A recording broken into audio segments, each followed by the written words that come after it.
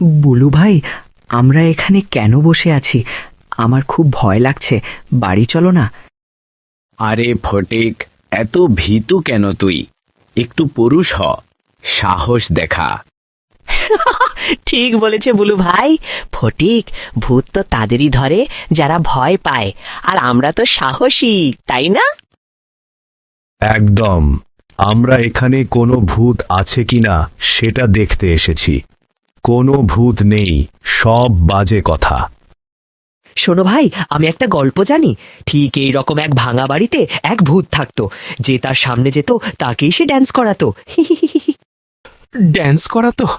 ভাই, আমি নাচতে জানি না, আমি বাড়ি যাচ্ছি। ফটিক, কোথাও যাবি না। পাগলা দাশু, তুই ফালতু কথা বন্ধ কর। আমরা এখানে আছি, ভূত আসার হিম্মত থাকলে আসুক। ওই শুনলে কি আওয়াজ ওটা? ভূত এলো নাকি? চুপ কর, হয়তো কোনো জানোয়ার হবে। জানোয়ার নয় ভাই, ওটা নিশ্চয়ই সেই ড্যান্সিং ভূত।